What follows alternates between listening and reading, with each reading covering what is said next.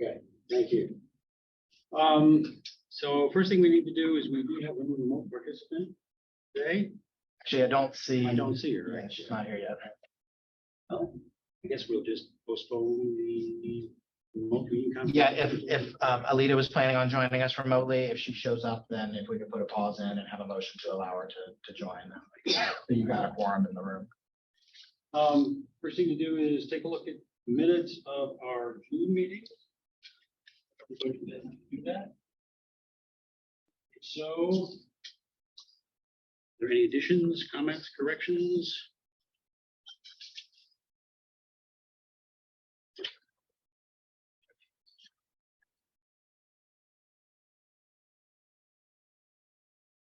Just a reminder that the minutes that are in the handout did have one change from the original draft minutes that Sierra sent out, which was just after going through Robert's rules, determined that it doesn't actually, you don't need to say if the person is present or not, just as long as the quorum is there, unless there's a roll call vote, to make it easier to say.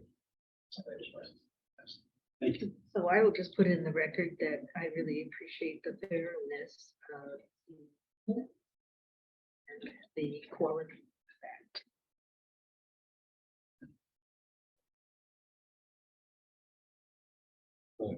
Motion to accept the minutes as amended. I will move to accept the minutes as amended. All those in favor? Aye. Opposed? Okay. Announcements and public comments. Let's do announcements first.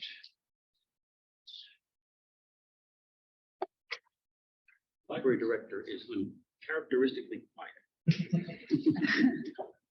I have no announcement.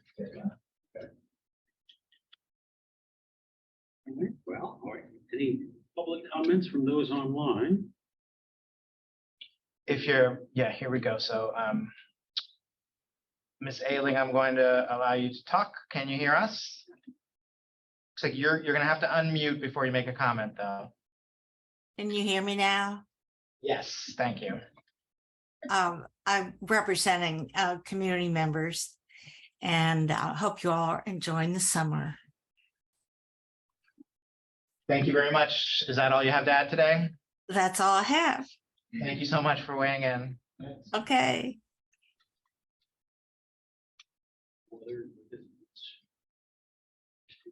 Okay. All right, so first on the agenda is our usual continuing education, trustee continuing education, and today we are very privileged to have Meredith Dickens, who is the collections manager for JMRL with us. Talk about managing collection decisions with data. We're all trying to figure out how this gets done. Meredith's going to tell us. Hello.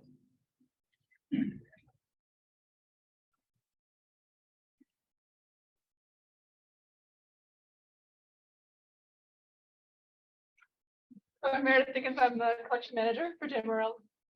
Many of you know me and have heard me spoke before, but I'm very glad to see new faces as well. So I'll start with some of the basics. My short answer when I meet people at parties and say, what do you do for the library, is I get to buy all the books. Just a fun answer, but as you can imagine, it's a little more involved than that. As collection manager, I'm responsible for managing the materials budget, training and providing guidance to staff on how to maintain their collections once they're on the shelves, and selecting purchases for the adult circulating collection. And I don't just get to buy the books that I think are good or that I like. I work closely with folks from all levels of staff, and we get a lot of good input from the community as well, to make sure that the end result is a vibrant, useful collection that reflects the entire community of readers, their needs and interests. An individual walking into the library is not going to think that every single book on the shelf is useful or relevant to their personal interests, but every single person walking into the library should find something that's useful to them. And I get to see the collection at, the collection at both ends of its lifespan. The little baby books newly published toddling out to the shelves for their first circulation, all the way through to the oldsters, the velveteen rabbits of the library, limping on weary bindings, much beloved books. So not only do I buy the new books, but I see them through to the end of their useful lives. And now we get to look at some numbers. 10 is the number of collections that JMRL manages, 8 building branches, 1 mobile branch, and the digital branch, all containing items that get checked out and returned by readers.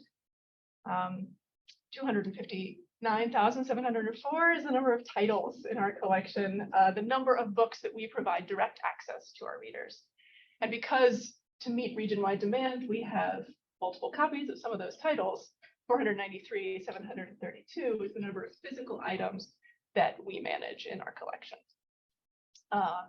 Wait on that one, go to the next slide, please. Where do I get these numbers? They are presented in the technical services report each month, prepared by Caleb Payne and shared with you all. Because we add more than 100, well more than 100 items each day, these numbers do fluctuate, but we take a snapshot at the beginning of each month. And especially this past month was very useful because it was the end of the fiscal year, so we have a full year of data in this report. So you can see there where I get some of the numbers. Next slide.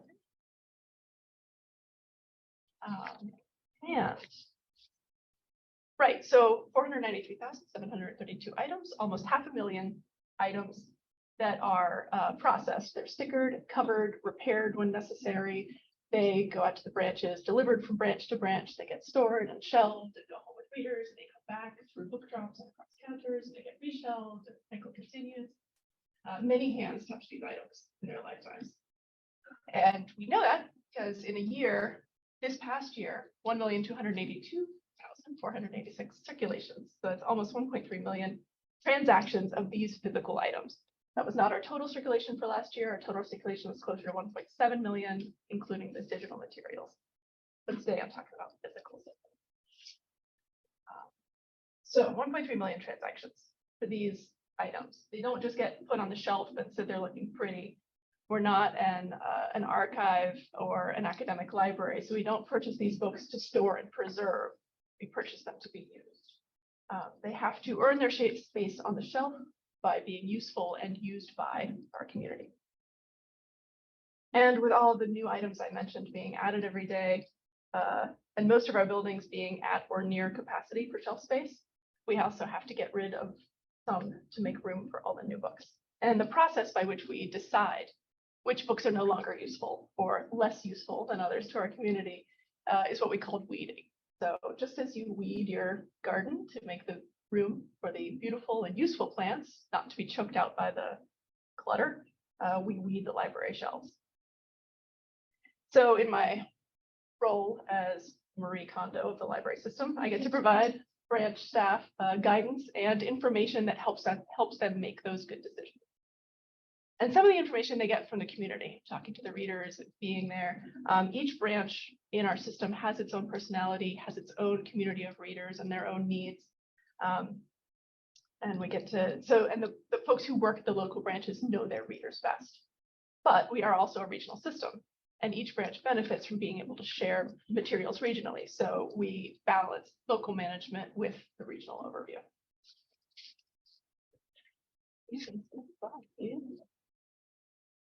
And when I started in my job a little over 10 years ago, and every branch weeds their own collection, and we would do spot reports. One branch would be working on their mysteries because that's what they had time and we needed space. One branch would be working on their picture books and we would run reports, but there was no comprehensive sort of view. So I embarked on a project to collect data for and evaluate the entire collection on a 2-year cycle. I broke down the collection to the Dewey numbers and the fiction genres and the alternate formats into my manageable chunks. And every month I take a snapshot of that part of the collection. I share it with everybody in the system, and we use that data to make our decisions. And the idea about this 2-year cycle was that after 2 years, we would have established this benchmark, the normal snapshot of where we were as a library, so that as we made changes in the future, we could evaluate those, whether performance went up or down based on those changes. And that was great because 2019 was my first year, and I started 2020, again, keeping this snapshot of normal library usage. And then in 2020, the pandemic conspired to drastically alter library usage and circulation. So there went my idea for a normal baseline. But we kept plugging away with collecting the data, especially the physical collection while the library buildings were closed, but staff was still working in the libraries. It was a great time to get in and do inventories and assess condition and do all that other good collection work, so that when we did start to circulate again with curbside and then again with people in the branch, when we got up to full speed, we were back at full speed, and the collection was in a good shape to get rolling. And so now this year, and this year is normally I talk about fiscal years, but this is January 2023 was my fifth year starting it. Fourth year, the third cycle through. So I'm really looking forward this year to compare what we see in our collection now with what we captured 2 years ago and 4 years ago pre-pandemic, to see how readers' information needs and reading habits have changed. So what information do I collect? And here's where I start showing you spreadsheets, lots of tiny numbers. You can let your eyes glaze over. I do it a lot. It's totally fine. I am going to tell you what we're looking for when we collect all this data. But for each section of the collection and each item, we look at the age, how long have we had it. For different sections of the collection, there are different standards for age, as you can imagine. Medical and scientific information, travel guides, we want to turn over really quickly because that information changes and we always want to make sure we have the new stuff. You would think that literature is timeless, and it kind of is, because I'm just as likely to pick up a novel from 1815 as one published last year. But there are always new editions and new translations, and physical items also just get old. They get yellow and spotty and brittle and worn out. So we do take a look at the age of each item and the age of the collection overall. We compare the age of things to their neighbors on the shelf to make sure that everything is attractive and appealing and useful to the users. And we also look at circulation. Age and circulation, two main pillars. How active this item is, how it's being used. We look at the total number of items the book has gone out since we got it, or since we added it to catalog. How many times it circulated in the last year and the year before that. When it last went out, if it was more than 2 years ago. I look at the averages of these numbers for any given part of the collection, and we can compare. We don't compare apples to oranges or picture books to adult mysteries, but we compare picture books. And we talk about turnover, which is the average number of times in a year an item has checked out of a section.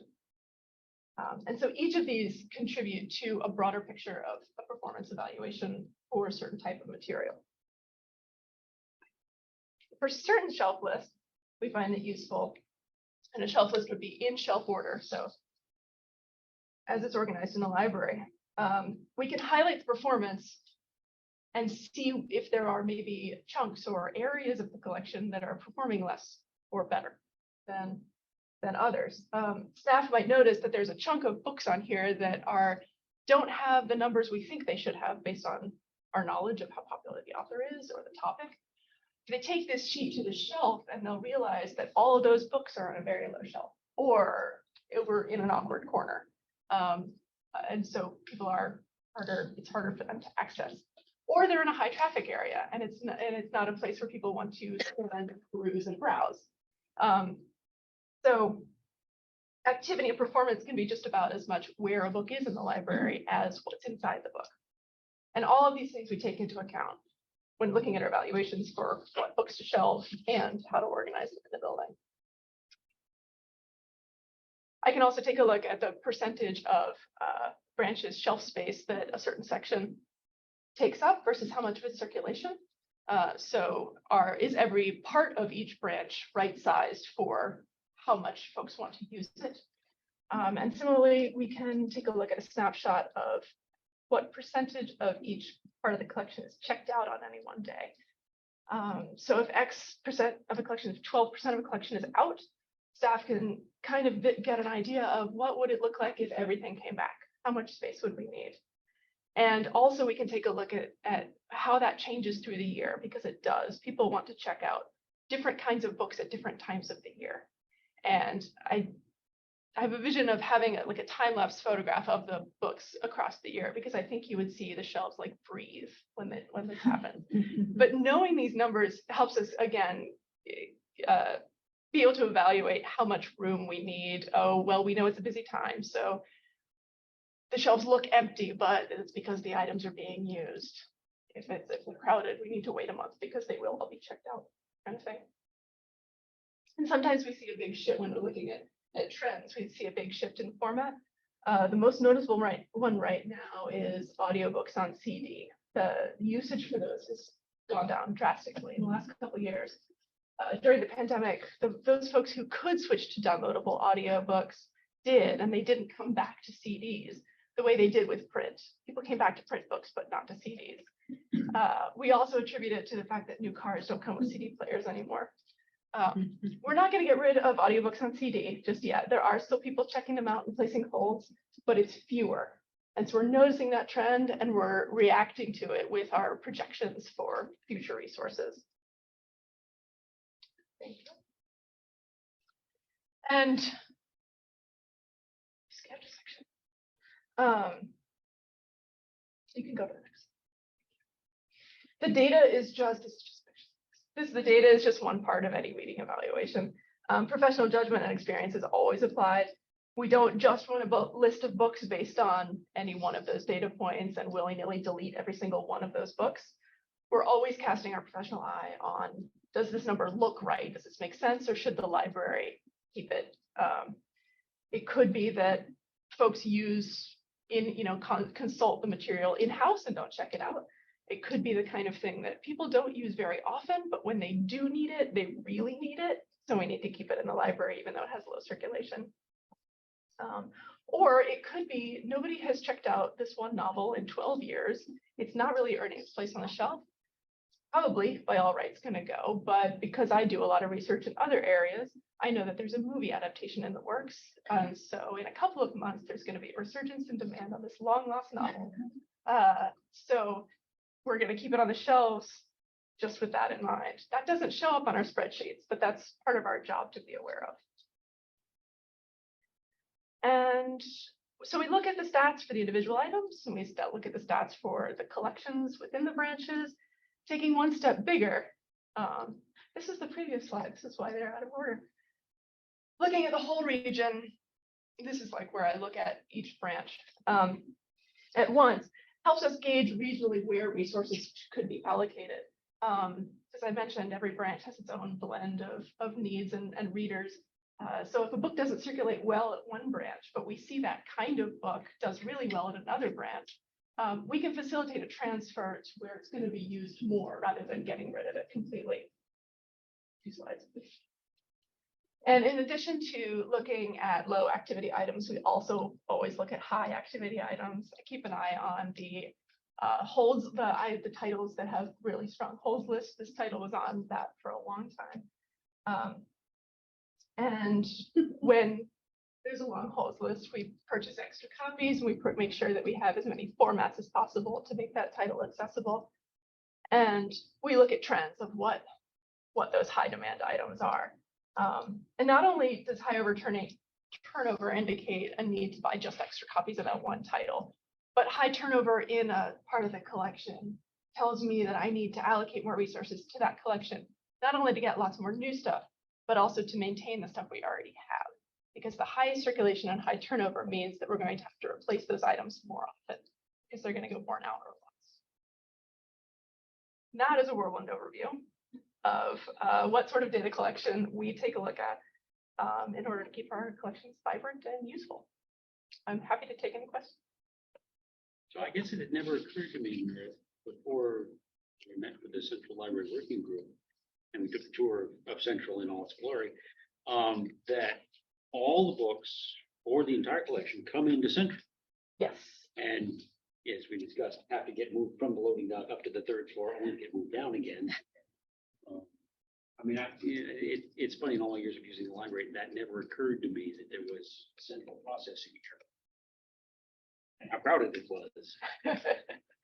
That ebbs and flows too with the ordering cycle. But yes, so all of our purchasing, all of our acquisitions and technical services are run out of the 3rd floor of the the central library.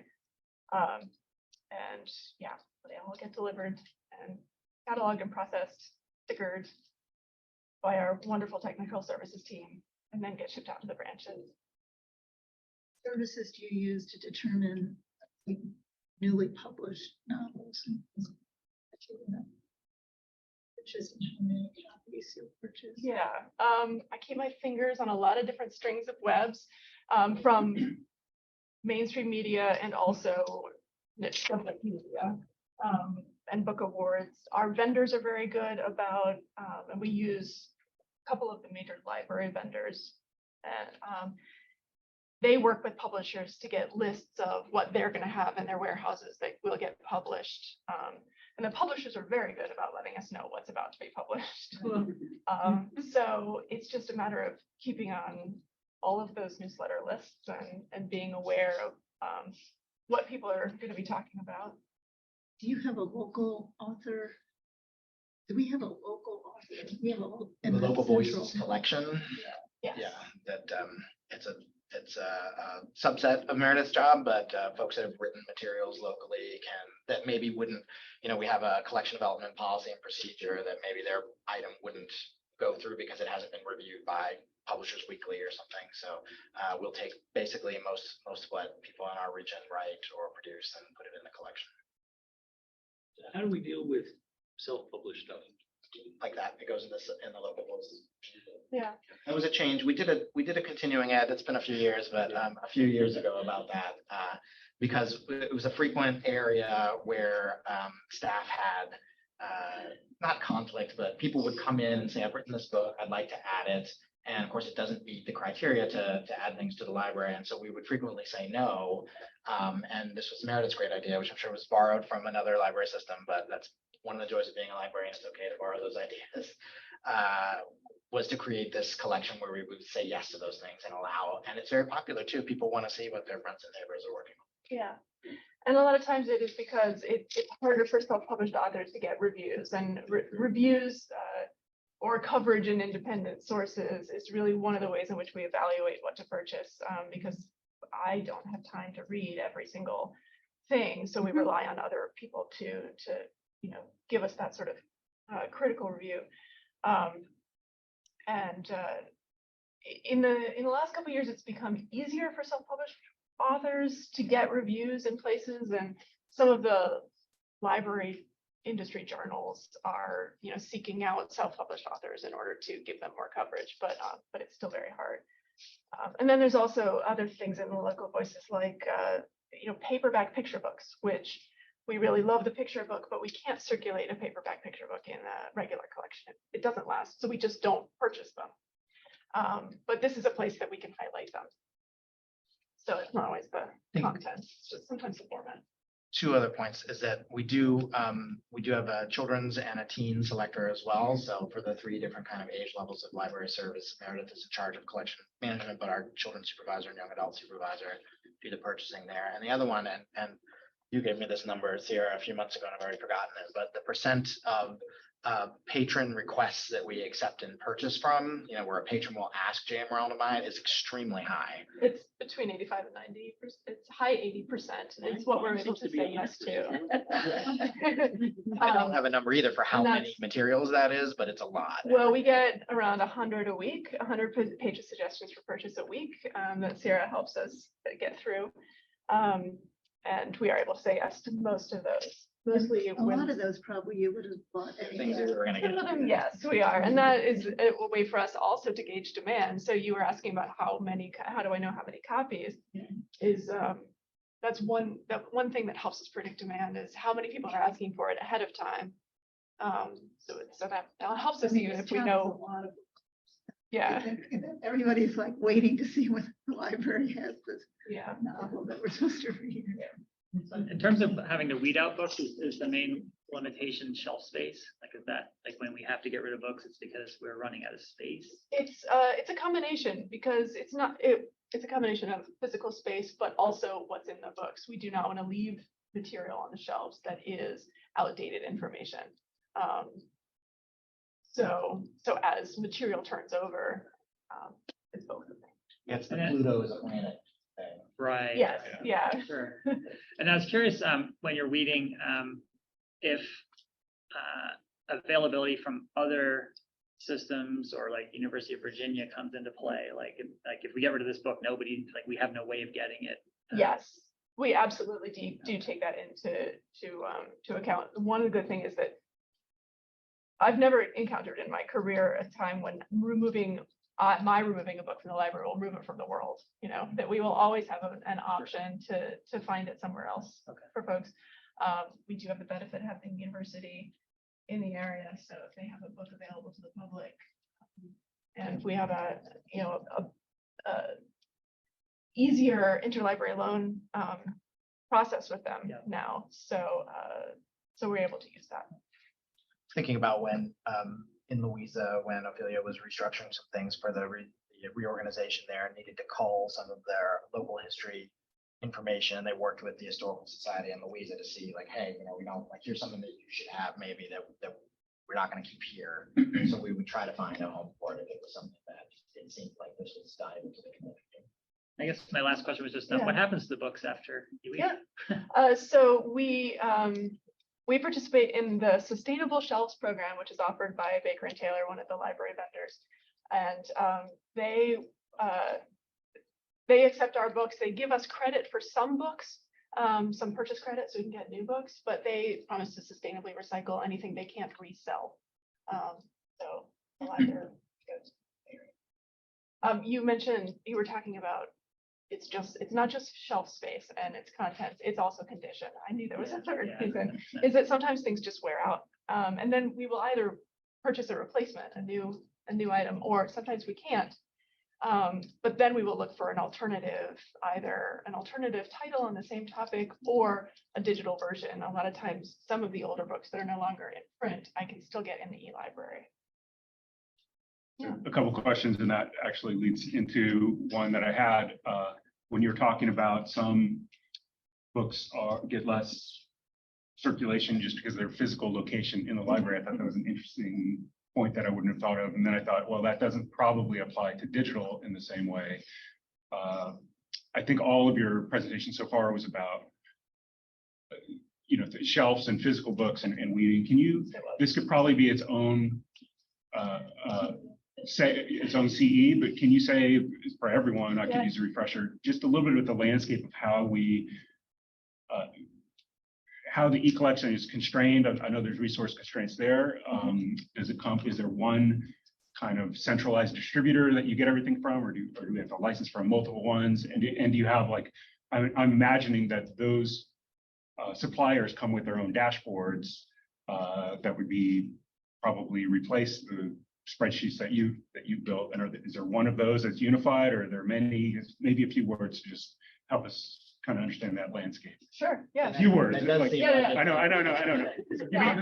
Give me the summary of the Only take an hour. summary of the we're going to do later in a couple months. Yeah. Yeah, sure. But I can very briefly sum up that, yes, because we are seeing that the digital library is our fastest growing branch. It's now responsible for 400,000 searches last year.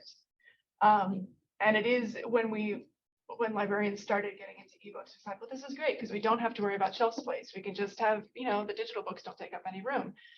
We do have the same, still the same collection management concerns with the contents of the e-library, to the extent that we do have control over it, because as you mentioned, we negotiate with platforms to host our e-library. Right now we have Freeding, which we don't do any selection on. We just sort of get the whole thing. Overdrive, which we do, but we belong to a consortium, so we're not the only library doing selection on that. And a bunch of we provide access to a bunch of other places to get ebooks, but those are our two main ones right now. Overdrive will see titles weeded. And again, because of the date of the contents, test prep things for tests that were 10 years old are no longer useful. They'll be pulled from the platform, we'll get the new one. And also publishers' whims, for lack of a better term. Overdrive, which are our biggest part of the e-library, negotiates with the publishers to have them on the platform. We negotiate with Overdrive to license that content. And at any time, those negotiations can be changed. So So we do see imprints of publishers removed from the Overdrive marketplace or added to the Overdrive marketplace. But can I ask, I think maybe what I'm Yeah. hearing, and this is new to me also, you're not making the same title by title on an individual level decisions that you're making in the physical collection. You're just, Not in the same you're scope. kind of flowing around with, you're kind of going with the flow of what the platform does. You're choosing some platforms and then you have to. Well, we're So- selecting So individual. we are, so yes, Yours. we're selecting individual titles in the Overdrive, we and the other members in the consortium. And so we do. Yes. And is it very broadly but it's a speaking, different scope. per title, you're licensing that at a flat rate for a certain time period? It's not a per checkout, or is it just all over the map? also? There are about 8 different models in Yeah. which I have to deal with licensing on ebook, Some of them are. which again, I'm happy to time, come some talk of to. Some of them are a period of checkouts. Yeah. Some of them are perpetual, you know, the model is everywhere. Yeah. So I have one other question on a different topic. And thank you for that. Just give me the kind of the high level Sure. exposure to what the complexity are and what's different and what might be the same. So you started the framing of the presentation by saying that the goal of the collection is to reflect our entire community of readers, and that the goal is that everyone walking into the library finds something useful to them. And I think we do a great job of that, specifically in terms of what's on the shelf. Okay, at the collection level, it's what's on the shelf. But we also do a lot as librarians to shape the experience of people who do walk into the library, because we do some other things after the collection has been selected to surface and amplify through displays, staff picks, newsletters that are outbound communications. And that presents its own perception of what's on the shelf, what might be, and it may or may not be representative in the same way. I mean, one of our values, of course, is to amplify library. So how does, just bringing it back to your topic, we've had observation that what's being surfaced and amplified may or may not be exactly representative of the entire collection. How does this sort of data flow into the decisions about displays and things to sort of reading lists, all of that? How does that come into play? I think that would come into play when we take this data to the branch level, because the displays, and not to, put this on this, but that's, and how things are organized in the branch, are used by branch staff. And I think just like the anecdote of going to find the books down on the lower shelves, their decisions to say, let's shift these, or let's put a different part of the collection on display, would probably be in reaction to seeing the usage numbers.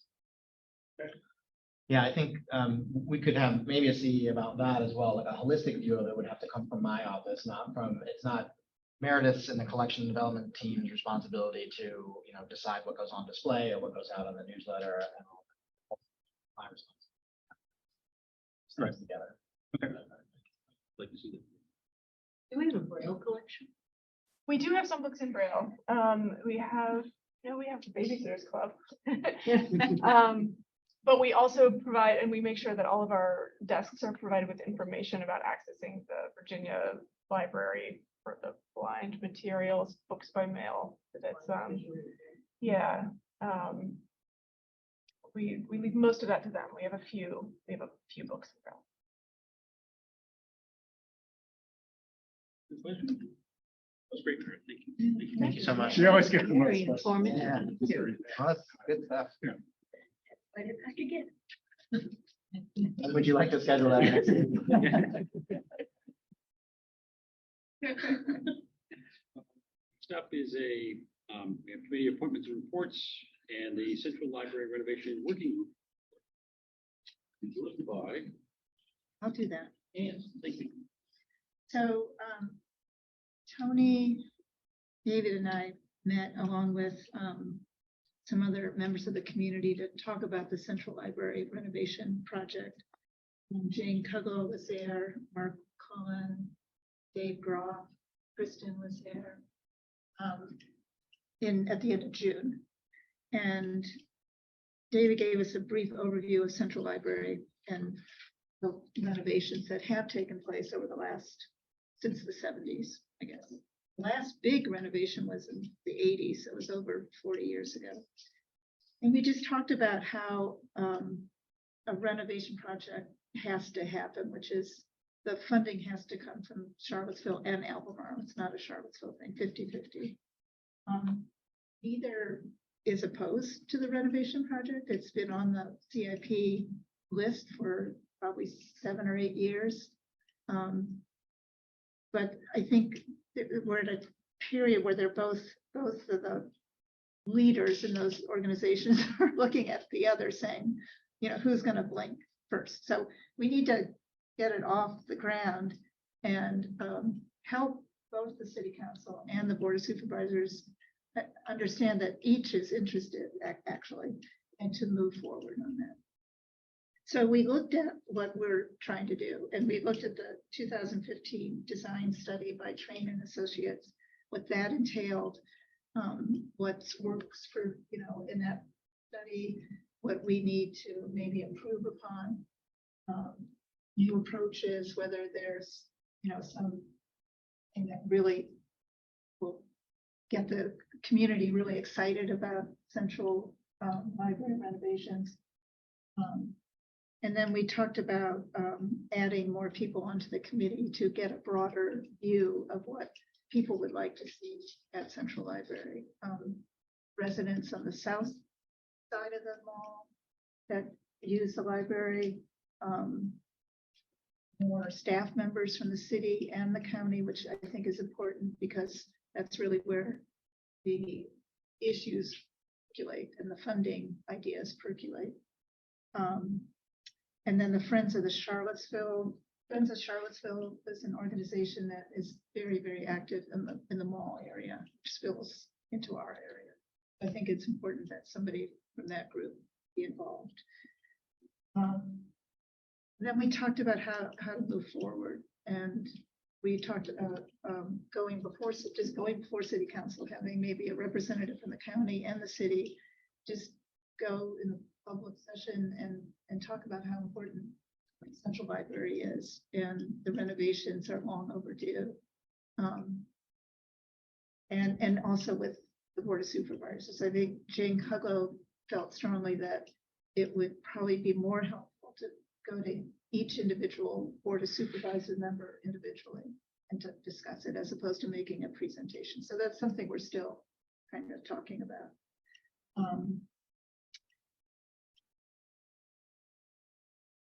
Those are the main points. And then we actually did a tour, which I think everybody on this you know, trustees should also do, and so you all really understand how important these renovations are in Central Library. I mean, Central Library was a federal building.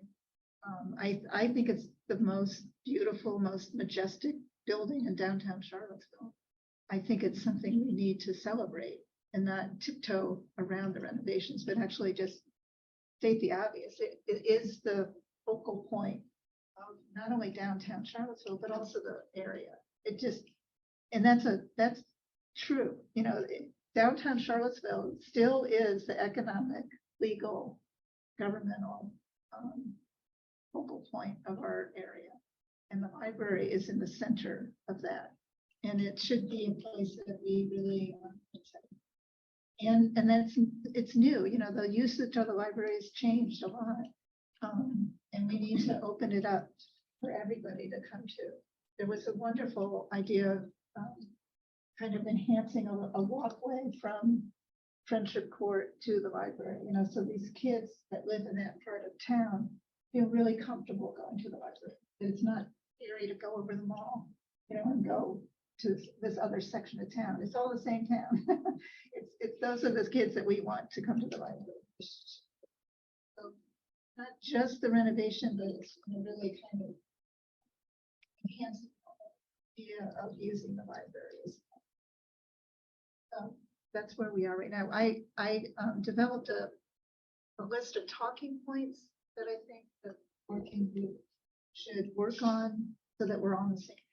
You know, we need to have the same information. We need to have the same message. We need to, you know, work in unison as we go about the community. I think it's important talk about it with everybody, you see.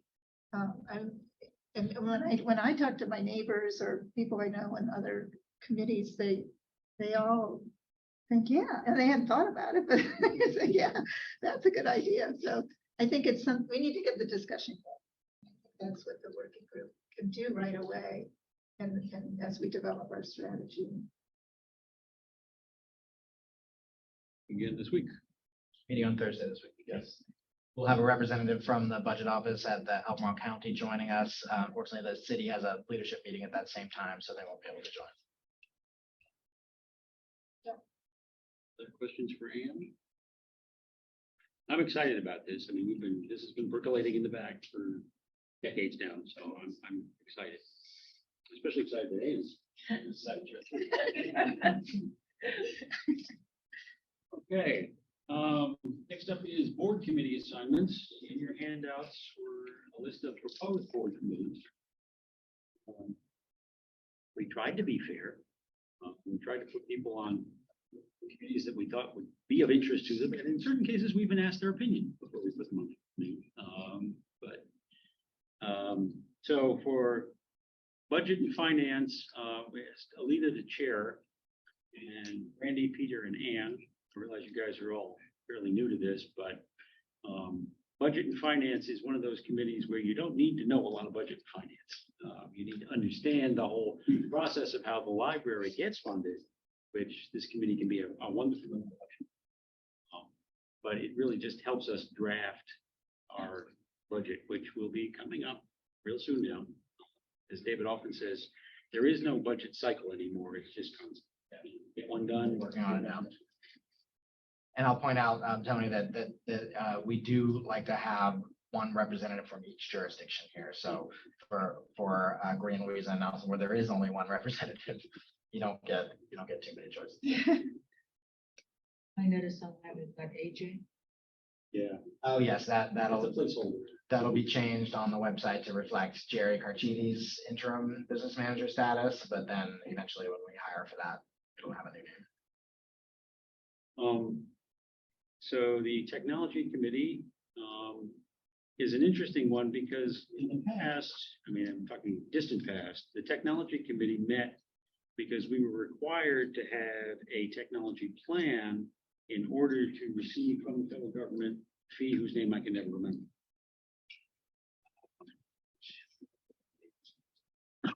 Give me a second. Going forward, what Great, thank you. Thank you, Christopher. Going forward, there is a lot of new technology, obviously, coming into the library. It's a good part of the 5-year plan committee, which we'll talk about in just a minute. But we also do need somebody that is kind of looking at technology in the libraries. We have what we need. So Mark is graciously agreed to share that. You and Mike, you're a tech guy, so you're in there, okay? And then the staff is Also some continuity. yeah, well, yeah. That's Let's say that instead. so that's the technology committee. The 5-year plan committee, actually, we're going to change the name. Aren't we? Are we going to change to the strategic plan committee, or are we just going to leave it? We could if we like, by state code, it has to be a 5-year plan. A 5-year strategic plan committee. Sure. Meredith, or Charles, trustees, is the chair at the moment, and will remain the chair. And as you know, we have one more year to draft our new 5-year plan, and the committee is at the moment. Not only are there representatives from staff on that, quite a few representatives from staff on the committee giving input to Meredith and Alita, but Friends of the Library holds the chair of the Friends of the Library board, also on that committee, because a lot of what we do interacts with the Friends. The Friends, of course, pay for most of the programming that goes on at the library. So we want to make sure to have that. Which brings us to the policy committee, which has been ably chaired by our own Mike Bowers for since time immemorial. Yeah. Okay. Kathy and Martha and Ann on that. I have to say, when I first got on the board in 2003, first tenure on the board, I was on the policy. I thought it was great because it gave me real sort of baptism by fire in how the library works and how the library was governed and how the library worked. And they meet regularly, every other month for board meeting. And there is a cycle of policies. Was it every 10 years that we review? All policies are reviewed every 10 years. If there's a need to review them sooner, we certainly do. But every 10 years, all the policies are current. Are they up to date? Is this policy needed anymore? We need to get rid of this. So there is that. And Personnel Committee, Kathy is going to chair that. Alita and Meredith and Brandy, we stuck you on that. The Personnel Committee is responsible for helping us recruit and retain, talent, basically. We all love our library. We know it's not the most highly remunerative job we have in the area. So one of the things that we need to do is make sure that we have, a working environment where people want to come to work, people would like to join the library, and that we can also retain those folks. Other comments and questions about all the different committees, Mr. Director? No, that sounds great, as long as the board members are willing to accept those assignments. That was the bottom line. Special thanks to the new chairs, Lita and Martha, for stepping up to do that this year. Generally, I think it has been the policy, or not a policy, but an understanding that first year trustees wouldn't be asked to chair something, so you kind of get a year to see how the cycle works, and then as you get into their second year on the board, you might be asked to step up and chair, which mostly means organizing and calling meetings to order, and then working with me to help provide materials for the committee to discuss. Any comments, questions, suggestions? Everybody good with this? I have a motion to accept the committee assignments as presented. I'll move to accept the committee assignments as presented. All those in favor? Aye. Any opposed? All right, great. Thank you, everybody. All right, next up, the Public Library, the PLA Digital Literacy Workshop Initiative Award Introduction. Did I read that right? That sounds good. These next two items in new business are related, so I think the board has a decision to make today. You could either just hear about them from me today, and we'll count this as kind of a first reading of the motions that are in your handouts, and then vote on them next month, or if you so desired, you could vote on them today. So it is library policy, working with our fiscal agent, the city of Charlottesville, that when grant funding comes in, the library board has to accept it, and then we go back to the city and say, hey, look, we're getting this funding in, here's the motion from the board to accept it, and they'll add it into the coffers that JMRL can spend. So we have two things to discuss here. The first is this Public Library Association Digital Literacy Workshop Initiative Award. It's for up to $7,500. It's actually two different awards. One is for $6,000 for content-specific skills training for digital literacy. So that means getting out to the public and showing them how to use tools to make them digitally literate.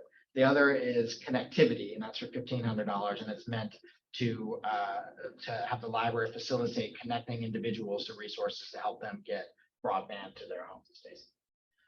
So the plan now is to offer a series of programs at each branch that provides both of these things at once. So it'll be, here's some skills, whether that would be whatever it might be that ends up being important to that community. And then also here's the availability of help in the area, grants, things like that to get broadband to your home. The funding will be used for mostly accessibility issues. So partnering with transportation providers, maybe childcare, food, things like that, to bring people into the library that otherwise maybe couldn't be able to get in because of those barriers. Those curriculums are set basically by the Public Library Association, so JMRL will just facilitate them. Connectivity is making people aware of resources and support for broadband in their area. So Tony, can I just roll into the next one, and then you all decide how you want to handle them? The next agenda item there is for pass-through funding granted from the Friends Family of Funds at the Charlottesville Area Community Foundation. So for the new board members, the Friends of the Library have a series of funds, rather than having their own endowment fund, it's at the Charlottesville Area Community Foundation. They have a fund for each branch and a couple broad level funds that have been in place. The Friends of the Library started in that. There is an advisory committee there that is made up of the president and vice president of the Friends of the Library, the president and vice president of the library board, and myself, that meets annually to consider requests for this funding. So this is not local dollars, it's not tax dollars at all. It's a grant basically from this Friends of the Library's family of funds. And the way that we're handling that now vis-a-vis our fiscal agent is for the board here to accept that grant and then authorize staff to expend money on it throughout the fiscal year. So last year we did this kind of late because it was the first year we started this new process. I think it was February, March, something like that. This year we want to get ahead of it early. So here are the projects that the library has designated. You know, we think that these are good for the library system. The Friends are willing to pay for it out of this. The library has to put up money and then get reimbursed for it. So that's why it needs a vote here. So this is for a year's worth of requests totaling $266,500 that the advisory board has considered and passed along to the CACF. It includes support for some ongoing projects. So these come up annually. It's the Same Page program, the 2 scholarship programs that JMRL participates in, one for staff pursuing Masters in Library Science, the other with the local NAACP for future librarians, and the Scottsville Library out of area scholarships. There's also a request for support for Nelson from their fundraising efforts, including adding a 24-hour library in the county. So this has been in the works for a while, but it will be a device that sits somewhere not near the branch in Livingston, where people can go and pick up holds and also browse a collection there. They put their card in and materials come out. So it's not the same as the holds pickup lockers, which we have in locations, but it offers some of that functionality along with some browsability. Also, replacement program for the computer learning stations system-wide. So in every children's room, there is a product that is a children-specific learning computer. It's got special tactile graphics, tactile keyboards, and then graphics designed to help children learn to read. And those are now 10 years plus old. They're starting to fall apart. And then privacy pod expansion to the central library. And then support for other special projects, including new furniture at the Greene County Library, makerspace equipment here in Northside, a few other things. So there's the broad picture of those 2 grant opportunities. We will need a board motion to accept and expend funding for both of those. And Tony, it's up to the board basically whether we want to do that today or in August. For today, going. We historically have just done it the same day. For policy, it's very different. We have in almost all cases, Let it sink in. For a a while. two meeting cycle, but trying to think myself. Yeah, I don't feel like it's come up before that we needed to delay, especially since it's sort of to me, a very mechanical. This is money that we've already budgeted for. It's procedural type of thing. We budgeted for this, especially the second one. And it's just how do we have to jump this hoop to get it. Like we already discussed items. That's the case, and somebody would like to. We got it. There's a motion in your packet. Can you put that on screen? Yes, I was thinking of that. No, that's what you're doing. Okay, I move that JMRL accept the Public Library Association's granted allocation of up to $7,500 and authorize the expenditure of that funding to support digital literacy initiatives. All those in favor? Aye. Opposed? Okay. Who would like to make the second motion? I can read. I move that JMRL accept the Friends family of funds granted allocation to $200,500 and authorize ask for expenditure of that funding for the support those in favor? Aye. Any opposed? Great. All right. Both motions carry. So on old business, we were going to vote. We saw last month the first reading of policy 2.11 for the Public Employees Code of Ethics and the Library Employee Code of Ethics. And in keeping with our protocol, this month we vote on those. They were in your handouts, the revised version of those. Any comments? Any other thoughts about what we're going to do basically is replace the Public Employees Code of Ethics with the. So, So there's might two- jump in, right? Yeah, there were formerly two policies, which is what you see in the black text. Where the public employees is mostly superseded by changes to the city of Charlottesville's personnel policies.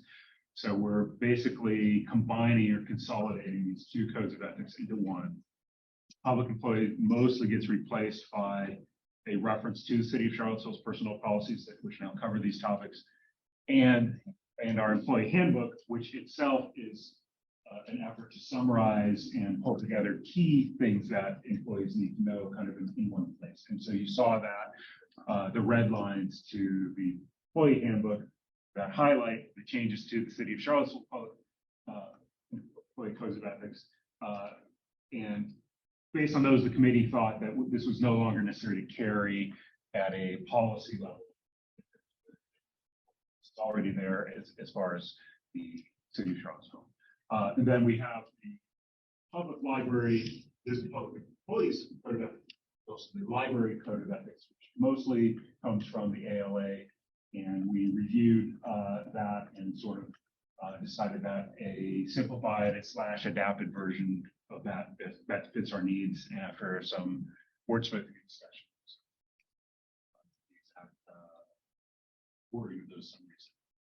I think procedurally, what you're probably looking for, Tony, is a vote to remove policy 2.1. Right. And then a vote to, accept the amended policy 2.11.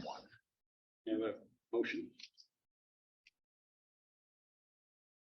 I'll move that we remove policy, JMRL policy, section 2.1. Does that have to be a separate, No. That'd be- and then replace it with JMRL policy, section 2.1. All those in favor? Aye. Any opposed? Great. Brings us to Library Director's report.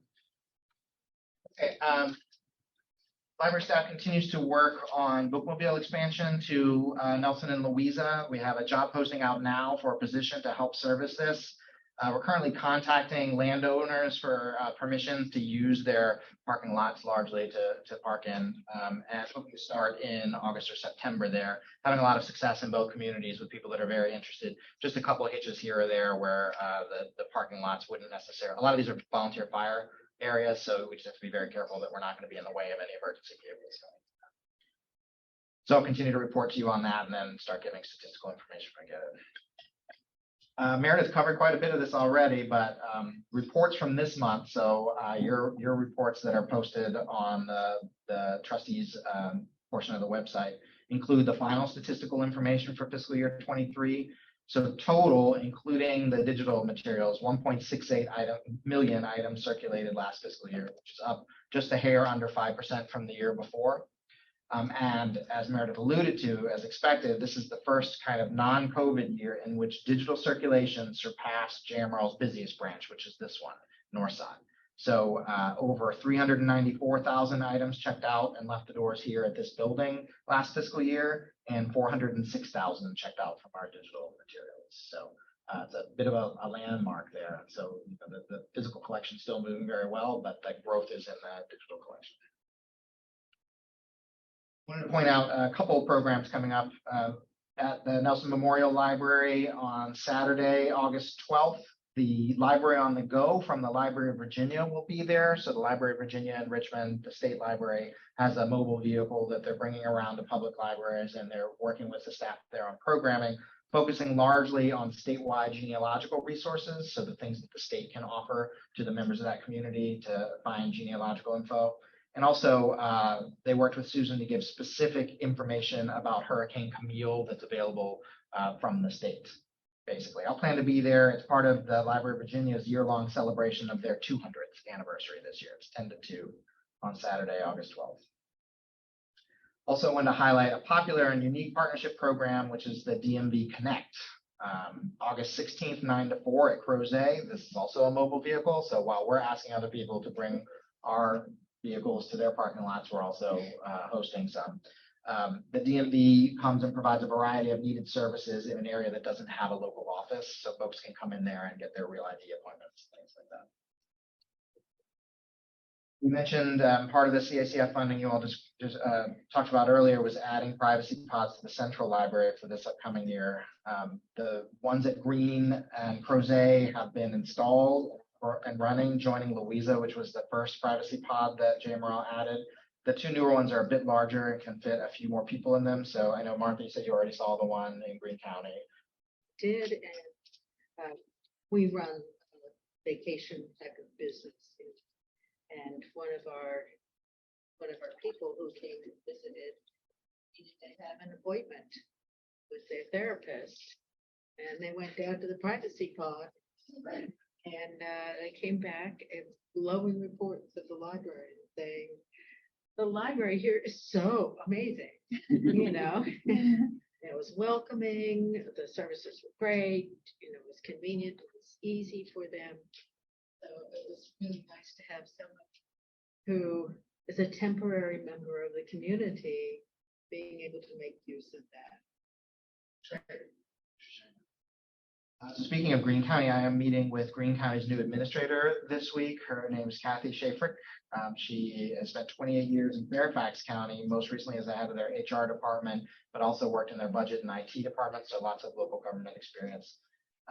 Kathy's response when I reached out to meet was that libraries are one of the original functions of government, and I appreciate the evolution they're experiencing in providing that important service to the public. So I was very, very happy to hear that, and JMRL is looking forward to working with Greene to continue to provide excellent library service. You might also have noticed, mostly I think you all don't have any overdue books, so this would never come up unless you had something on hold, but Michaela Payne and the IT department have been working on a new notification system that our catalog vendor is offering. So we rolled out the new email notification a few weeks ago. It allows for a little bit more customization of circulation notices. Gotten good response to this. It's just more colorful, and we can actually add a little bit of information, which we couldn't do before. So you can add better branding, and there's currently a summer reading sign up at the bottom of it. So if you get something saying you have a book that's ready to be picked up rather than you have a book that's overdue, you can click there and get that. And that's all I have to report on today, Tim. Okay, thank you. Other matters we want to talk about?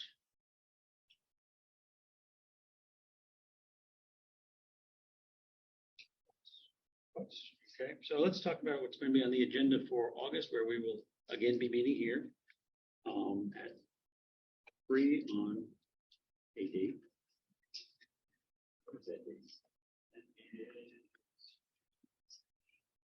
28th, I'm here. Agenda items. We're going to start on budget. Probably not quite yet, but we do have some kind of set in stone things. There should be a policy committee report. The policy committee will be meeting right before then. So, and there'll be a pre-meeting for you as a member of the policy committee. There should also be a report from the Central Library Working Group because we're meeting this week. The 5-year plan committee is meeting next week, so there can be a report from that. Okay. Traditionally in the schedule, the board has done a self-evaluation in August. So Tony, maybe you and I can get together, and every year I think there are questions about format for that as well. We can look at what's been used in the past. You can send it around to see if people have any tweaks or anything else they want to talk about. Good. Continuing education, do we have anything pending? I don't have anything on the docket, but I'm sure we could. Poor sucker can be charged with presenting this. Okay. All right. Anything else you could see on the agenda?